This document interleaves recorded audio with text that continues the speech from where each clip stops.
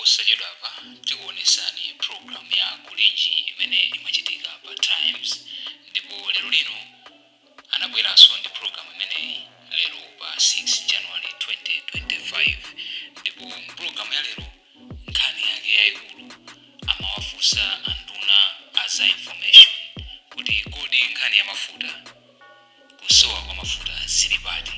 Takhani pompo mumvesere mene anduna information Moses Kunkuyu ayankhulira pa nkhani ya kusowa kwa mafuta mdziko muno.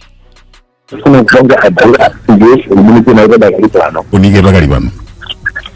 Kulimu kupanga kukala kutetemela sifuwaza kuti obviously kuzima gonso dumenia kuti yankulekao amene achita zosaina zimene kuti atipakse na details onse. Alright. Kwa chipini kutika ndiya kuti ngade mweko iyi emergency ya belapo pankani iyi ya 51 million liters.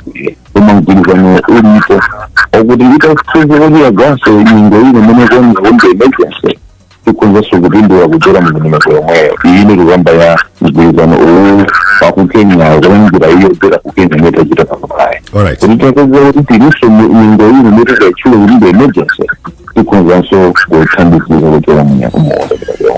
Chabwino, ndikuthokozani kwambiri anduna khalani pomwepo. Akapito asanalowe Jona Kunkuyu watu ndikulonjere. Chabwino sa. Ndimafuna kuti ndipemphe amene ali kumati naku. Kuti nambala ija yakaja akaileke kuimba. Yakaja jetu. Akaileke kuimba. Inenso kunyoko ndijeresera kuti ndiwafunsire mune ali. Ifikoja kuti mabungu katambini wawa. Pazuti tikongati hizi. Adipezeka ndikuteleka adima yangu amine Malawi aba wakati mchito adipezeka yangu mbali. Thank you very much.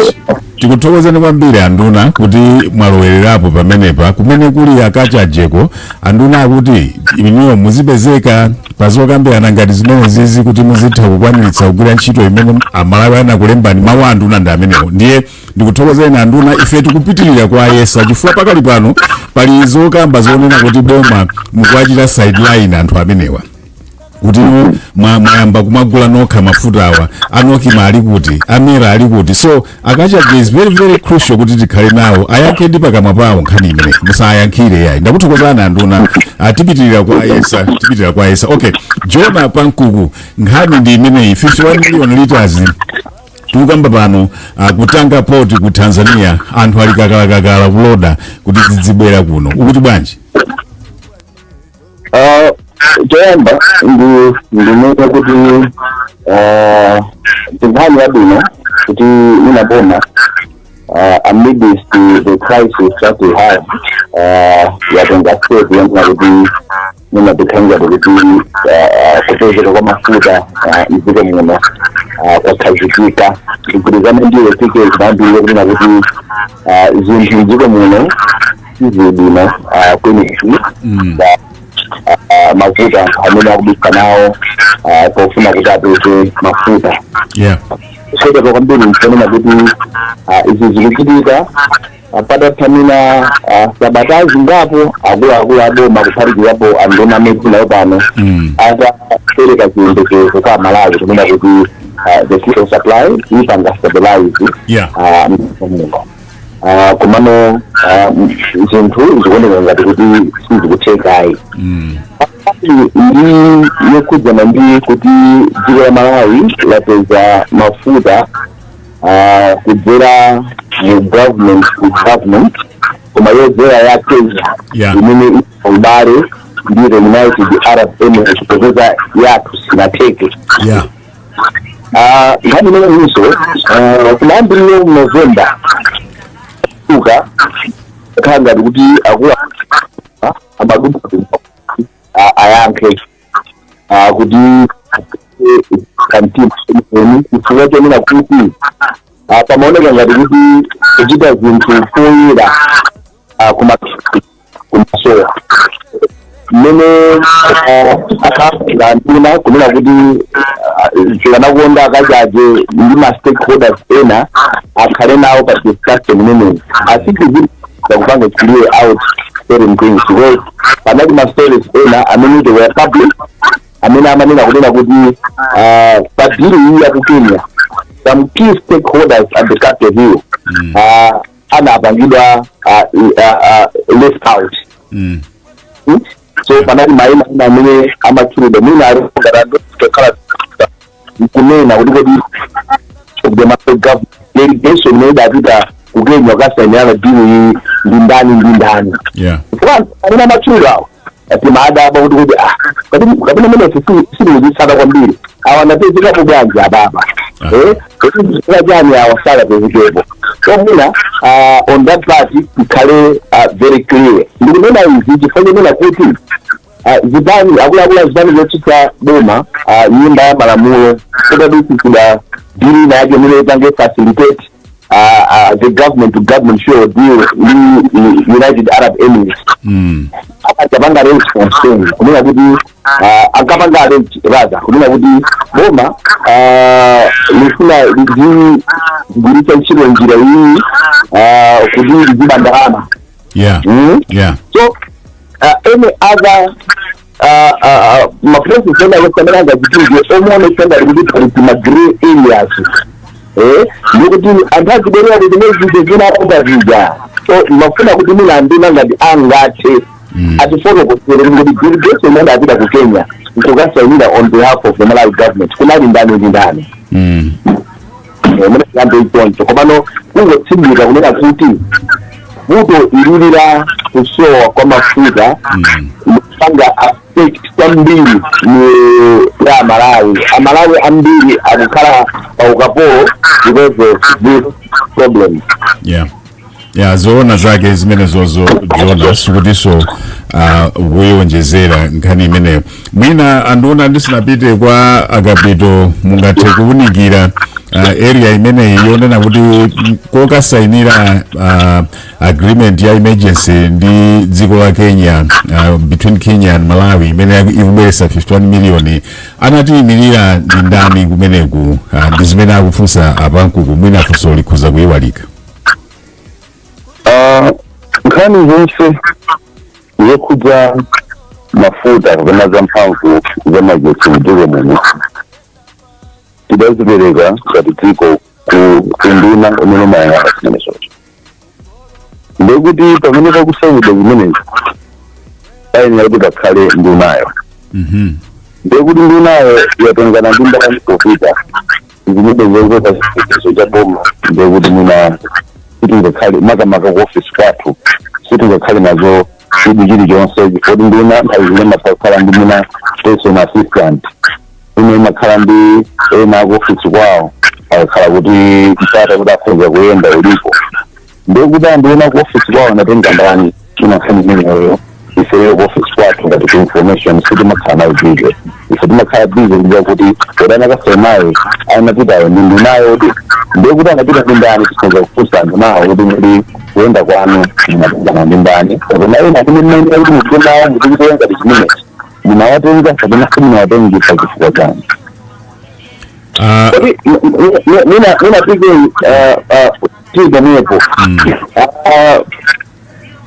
tinamba kunena kuti boma lapangaso ngenzi amene anali former National Oil Company of Malawi acting chief executive officer Aherin Buma kukhala chair wa advisory team ya madilu awawa government to government.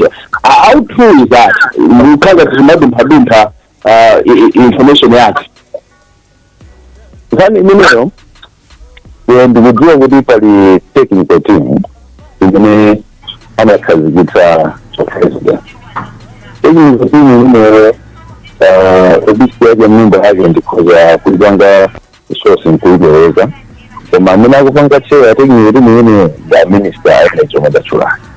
Then zina ma advisor amatawukhala unmuted. Zina amatawutuliziratu kuti technical team aliso akuda amene adzipanga play role yakuti ngati ma advisors koma nthawi zina advisor role imatawukhala muted because kunosepezeka pandanda ndapo koma ndikoza unena kuti I can find out and nkupereka ije limene ngati role imene adapasida a former CEO wa Nokma ndipo kuti akugwira ntchito ya mtundu wanji tata chamcheta in other words anduna kunena kwina ndikuonena kuti information imeneyo mulibe imeyo simukudziwa zokuti former CEO and akuchita chair committee imene kuza energy pakali pano simukudziwa kuti ndizoona kapena sizoona. You need to find out. Kupanga chair I have confirmed with the Minister of Energy. Yes, from being a member, even a member, advisor. I will advise around the government to do. This assume people appreciate. Yeah. Una pista from selection na kuti validity ya ubayo mene tatawa ndi Kenya. Since the response and I think it's for how long? Oh, ananena kuti it's an emergency one. Komano ndiyo kuti patachitika another emergency katikati mwandime tikudikira yathu ya G2G pali kuthekera kuti imeneyi ikhoza kupitirira kugwira ntchito. It's an emergency koma it can be extended to cater for more emergencies. Ndikhulupirira anduna ndi mmene munayankhulira. Yes. My reports from Kenya published reports as soon as I remember this gentleman Ocheda Muhammad Libani. I mean the principal secretary for the state community na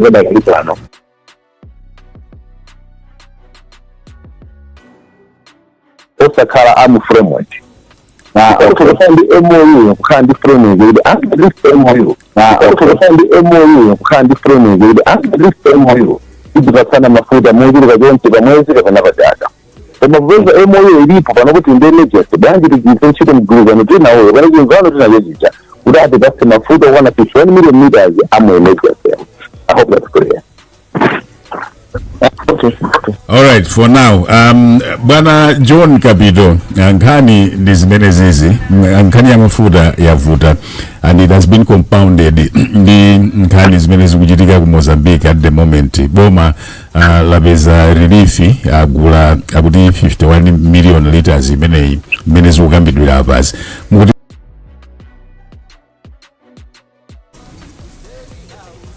Nkhani ndio yoti aliyensa kusadira malai muno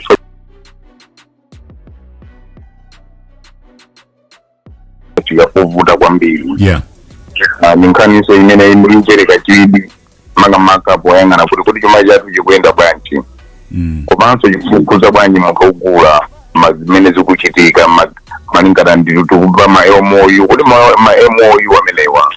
Kapena mgwirizano umene ukuchitikawo ndikabwirizidwe kapafuta. Kukukutseshani muntu wamba ukoko. Yeah. Zimene zizi zimene takhala tikufotokoza kunena kuti Mafuta imanena kuti ndi strategic commodity nziko muno. Pachoti timaita kuita tisakunja komanso timaitanisa ndi ndalama zakunja zimene zimafunika planning yokwanira sanapange china chilichonse. Pika makalamukulangu wankani yokwana 1 million imene ikubwera. Yeah. Imene pakati pano ili njira. Kwa Malawi limagwisa ntchito 50 million kwa mwezi. Yeah.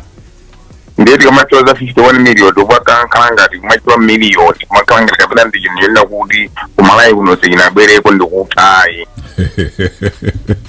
51 million imene ikankubwera kunoko mwina ndi 2 weeks or 3 weeks ikhala itatha ndikuvuta kumene tinako pakali panopa. Koma Mafunso apena makhala mofunsa Kunkuyu ndi PK ndonena kunena kuti bwina nduna atifotokozere kodi kubwera kwa Mafuta amene wawa apereka chiyembekezo chotani kusogolo kuno pakupitirira kwa kubwera kwa Mafuta amene wawa. Pachimene atakufuna sikuti kapena ndikugwirizano kapena chani yayi kumbuyo konseku Mafuta akhala kubwera nziko muno. Sikuti ise Malawi amauzidwa sikuti kapena pali mgwirizano kapena pali chani hayi chimene umachita ndi kunyamuka ndi galimoto ndikupita pa filling station ndikukwatira Mafuta. Yeah. Ndechimene anthu ali nacho chidwi kwambiri ndi mmene zinthu zikuchitikira pakali pano pakuti afotokozeredwe chifukwa pali kusintha kwakabweredwe kwa Mafuta pakhalanso kusintha kakaendetsedwe kake chifukwa choti pakali pano patikumva kunena kuti anduna wonda amene awakuchita zimene zozo nkuonanso mdamune muyang'ane ofesi ya mera ulepera kuti tiike pati kweni iwowo ngati regulator ali pati ntchito yawo izikhala yotani pamgwirizano umene uli wapafutawo pakali pano.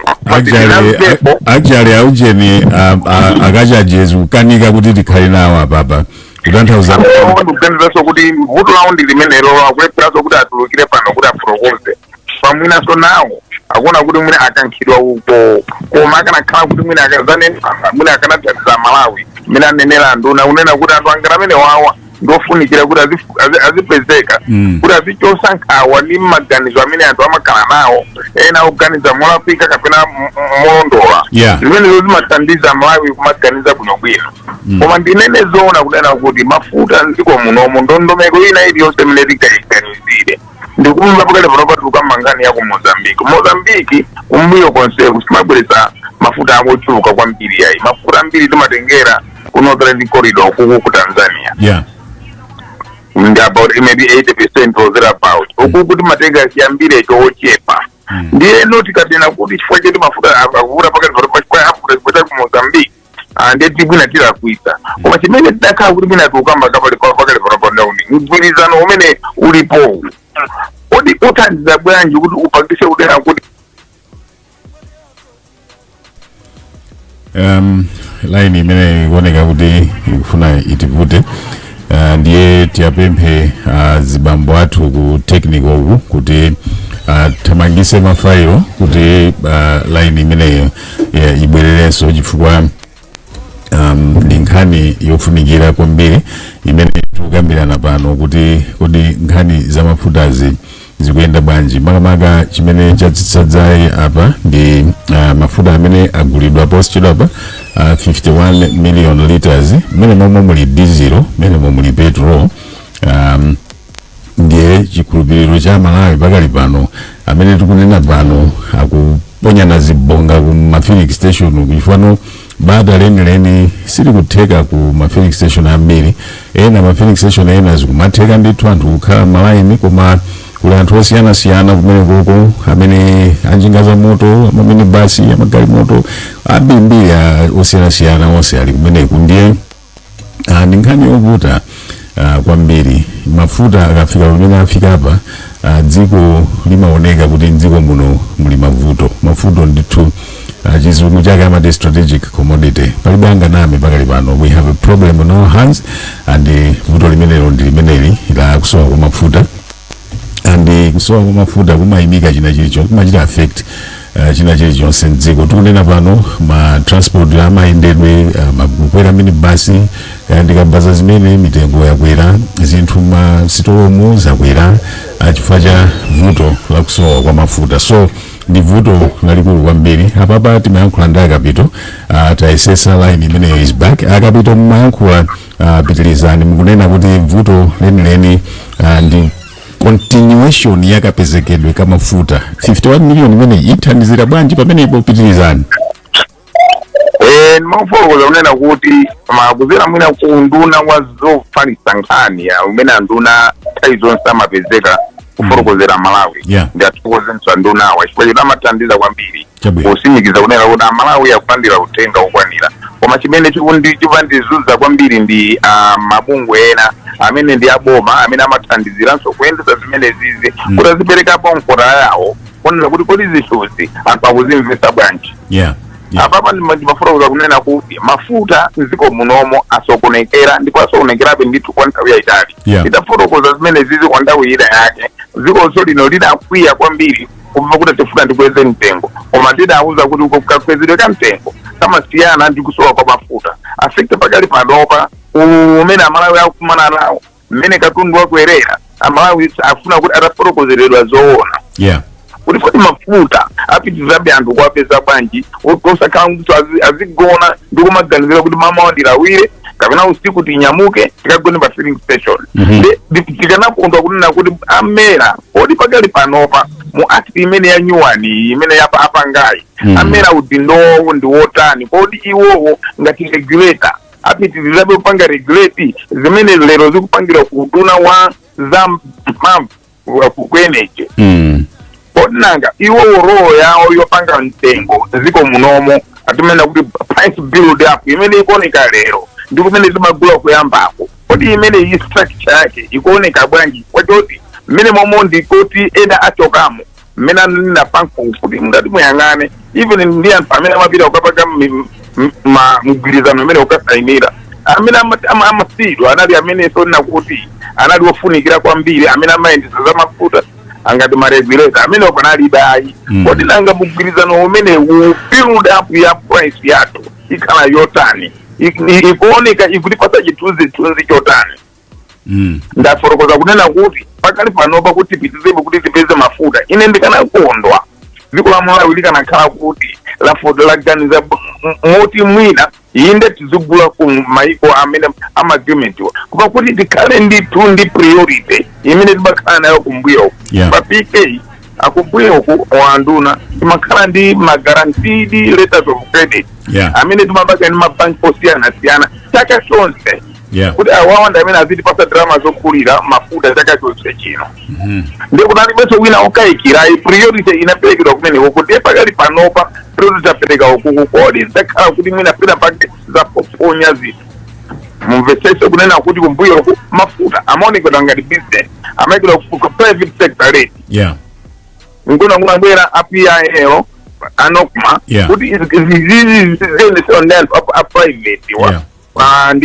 ikalenga di business ifeyo aboma zingopanga regulate mtengo ona kuti sakubera amalawi yayi mtengo ifandamene zikoza kwapasa ka profit kawo kamene talikovomerezeka ni malamuo ngeizizi zimachitika munjira yona kuti wina aliyense amazivomera amaziona koma lero pakali panopa tinganapempha nduna kuti atakhala ndi program yapadera kufotokoza kodi ndondomeko yapakali panoyi ipitiza kwanji kupereka mafuta kwa Malawi ndipo ipereka kwanji confidence kuna kuti mafuta akhala kupezeka chachiwiri kuti kodi nanga popeza pakali panopa tikutenga mafuta amene wa government to government ena amene tachosamwa engo ukhala wotani pakuti timafuna kuti kunsikako misika ikuzumuke misika timanena kuti market confidence kuti anthu akamala kupaga price mitengo yawo asangopanga siku ndi siku fachoti sakuziwa kuti mafuta akatenga kuti mtengo zakhala wotani zimene zozo zimabweresa ndondomeko yabwino kunsika tikanakuona ndithu anduna akanakhala kuti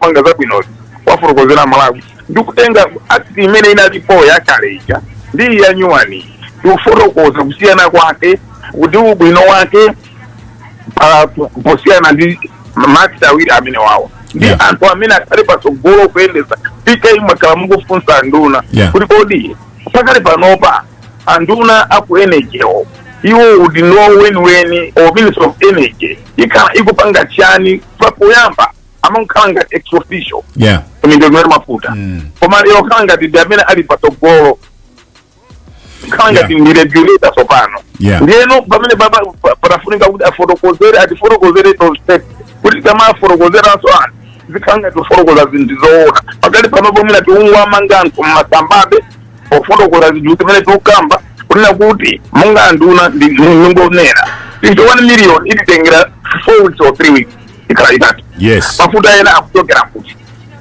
kodi chikuti futa ndishati kuti zipange pakali panopa tikhale pazitembo pakali panopa mafuta atapeza kuyamba zana mafuta ziko muno akhala akubwera 51 million zikhala zikubwera every month fatimene tikufuna ife mwayi muno ni 50 million pa mwezi correct okay akaka nikadonto kamene kakwera nikadonto kenike nikadonto tamvula kumwera pati katisari pomwepo PK Mafuta aduna ayanke very good after 51 million what next anduna ndakuthokozani kwambiri akapito anduna ukuku munikire on two very key issues number 1 ndi imene yakumalizira kuti tikunena za 51 million congratulations for the 51 million imene sitinayione m'maso ikubwera koma imene yoyo tikuziwa tonse ndi ya mwezi umodzi 3 to 4 weeks we should be looking at 3 weeks chifukwa panopo ndi scarcity imene yakabwera amwedwa kwambiri amene wamwachangu so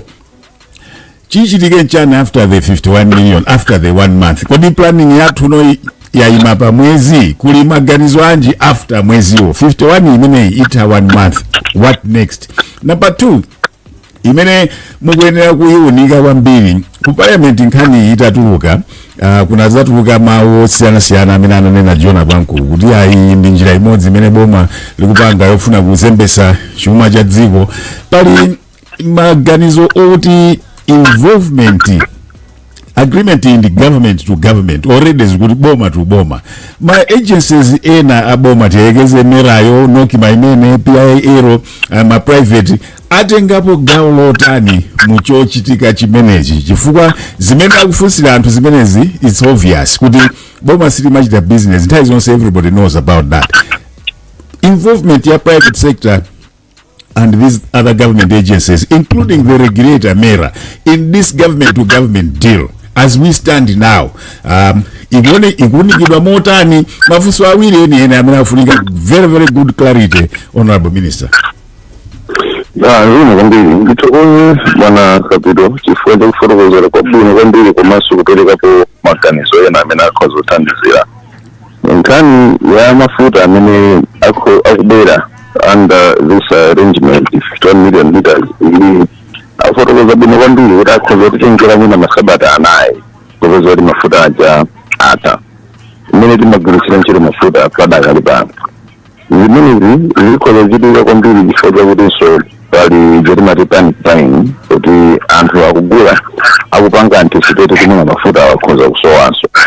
Koma tizindikire kuti 51 million being ya emergency ikutanthauza kuti ndemene zina zikhalire zija zilipo zimene panopo zangovutika chifukwa cha ma disruptions amene tawatchulacha. Pamuja anafotokozera kuti from the port of Dar es Salaam inoandiranso mafuta ochuluka. Mafuta amene achifuti mmene tikuona pano magalimoto onse amene akuyendawa ndipo akuyenda chifukwa mafuta akubwera akuma kufikira kuma filling station. Ndekuti tabwera 51 million liters imene anthu ndikumaza kuti mafuta wabwera akupezeka filling station ina iliyonse. Black market ija imafa yokha chifukwa ndizera palibe amene adadzera kuwa mafuta kumeneka. Anthunso panic buying ija imatha mwaziona po mbuyo ngati akangopezeka mafuta 2-3 days kafa ina filling station ajereja yata. Zine zithandiza kuti panic buying isakhalepo komanso aja amene akuti patsabe ma suppliers aja akhala kubweretsabe ndekuti tayamba kupanga stock ma reserves kwathukucha pang'ono. Tingafikire pa mulingo amene timafunawo pakamodzi koma zitithandizirabe because muzaka zimene zapitazi takhala tikumakhalabe kubwerera kusafika ndi hafu yomwe yakuma reserve kwathu. Titafikira pa level imeneyo tikhala utapanga stabilize. Nkhani ya role ya ma agencies ena mu government to government agreement. Government ndi government kumvana kuti pachitike chichi. The government appoint my agencies out. Chimodzi ndinalira mu limwe makambito wa parliament lija kuti pafunika pazakhale agency ya boma imene ikagwira ntchito imeneyo yowa mugwirizano imene government iyo ndipo nkugwirizana kwawo maphungu a nyumba ya malamulo kuja anamvana kuti agency imene itchulidwe momveka bwino kuti ndi nthambi ya boma imene in this case ndi NOCMA. Ndifotokozere pano kuti chochitika ichi cha 51 million liters NOCMA ndi imene yagwira ntchito yogwirisa yokhala agency ya boma imene anafotokozera maphungu a nyumba ya malamulo mu palamulo limene NOCMA itakhala bungwe lopanga zimenezo ndipo apapanso mugwirizano wa boma to boma NOCMA yagwirapo ntchito imene yokhala agency imene boma agwiritsa ntchito posayinana ndi agency yonga NOCMA yomweyo kudziko wanza tu.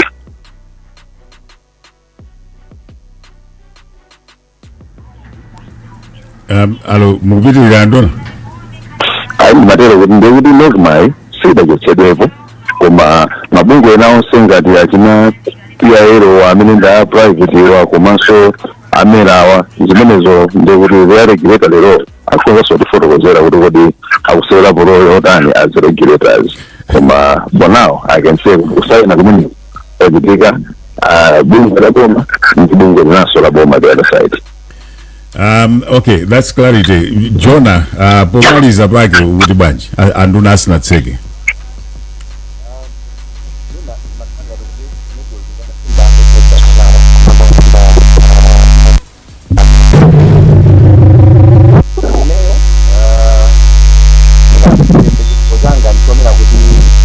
Kukozera Kapito kuti tipezo khazikika kuti fundo limene lili kalenga tukuzitafika kumapeto. I remember mtogolera dziko lino adanena kuti kumandiliro kana mwezi uno wa January my officials from the United Arab Emirates akhala kufika mdziko muno kuti adamalizitse some technical issues kulimira our government to government deal ndi dziko limenelo chitaukanga tikuzitafika kumapeto chifukwa mwina ngakhale sizinanenire bwinobwino apapa zimene tikugula probably kudzera ku Kenya kugula United Arab Emirates definitely tukugula pa mtengo wokwera tukaelekeza mina ndi mene timagulira kumadira kwina andina kumambira manena kunena kuti the government to government deal iyi tikufuna kuthana ndi madobadoba mene anthu ankanenera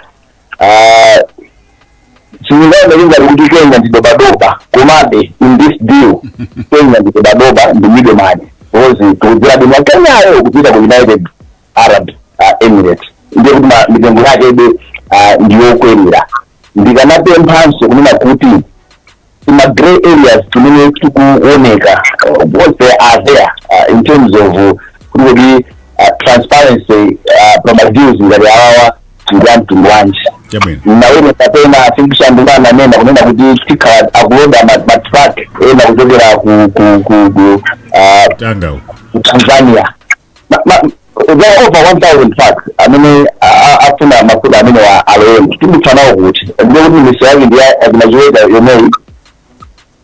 Mbona ndio kuti pakali kajimturi nditu kuti afike kuno even the cost itself. Kuuliza matragi atoka kabena ngakhale so ena akunja.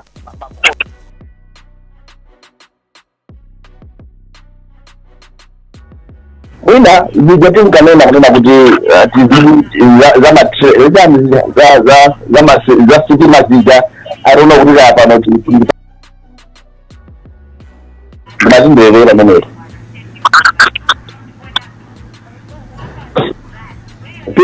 PJ Ndukumva John Kiliza. Yes, manena kuti nasiya pamene kuna kuti nina kucheza liboma kuti tijidema zawi yathu ndiya United Arab Emirates idasiya kumapeto kapena kuti tidoweso koma kutsira Kenya ngakhale lidziko ndikuthokoze kwambiri akapito mawu anomaliza nthawi yathu yatha koma ndingwalonjeza omvera athu kuti program imene tiyipitiriza mawa chifukwa clarity yake imene timayifuna isikubwera apa we need to dig deeper akapito mutseka bwanji ine ndingapemphe makamaka ndikuwathokoza anduna nthawi zonse mmatithandiza kuti anthu amvese koma ngati ndifotokoze pakali panopa anthu akufuna kuti amve uthenga weniweni umene uchitike pakali panopa kufuzana ndi Mafuta ngani amalawi atopa nayo ndikuthokoza kuti kufotokoza kwambiri koma ndikanakupemphani inuyo kuti so Mafuta ndi anzano kupomaku akuenejewo akumera ndi ena akakhala ndi mwayi wokumana ndikuti atifotokozere bwino ndondomeko zimene zilipozi pachoti pakali panopa wina aliyense kulankhula bentala nkufana lero wanzunguza mutu tatungulira bintu pakali panopa nkufuna kuti ditipitizebe kubasuka investese kuti kodi Mafuta mziko muno athesera bwanji wapakali panopa ndikuganiza kuti mwina mitunso yazungulira kwambiri ndi ndingokupemphana nduna kuti mutithandize ziko kwambiri akapito anduna mutseka bwanji ndithokoze kwambiri ene komanso ndathokoze bwana kapito achifuna kunyanya kuja kuti is always available and we provide upangiri ozama kwambiri nkhani iyi ndiyayikulu kuti nkhani imeneyi tipereke mafunso tipereke mayankho opereka mayankho onse opereka mayankho mafunso onse nkofunika kupitilira kubwera ndi information ituluka and that information ndinafotokozera bwana kapito itenje nsogera kwa amene amakhala atapatsa ntchito yokhala ndi information imene in this case empolawo lokuti tirenke anduna energy ineyo au make this undertaking kuti amene watitengana nayo kuti address a comprehensive press conference imene ikhale ndi details where all these media houses can be there and pose questions on behalf of Malawians kuti nkhani inayo party tikuona nayo party Mafuta address in the conference in the that can be reached by press umurundi mene inalili program ya lero pa 6 January 2025 pa kanema wa Times ya Kulinji ndipo amene adali pamakina ndi Big komanso John Bankuku kucheza ndi Akapeto komanso Minister of Information Moses Kunkuyu.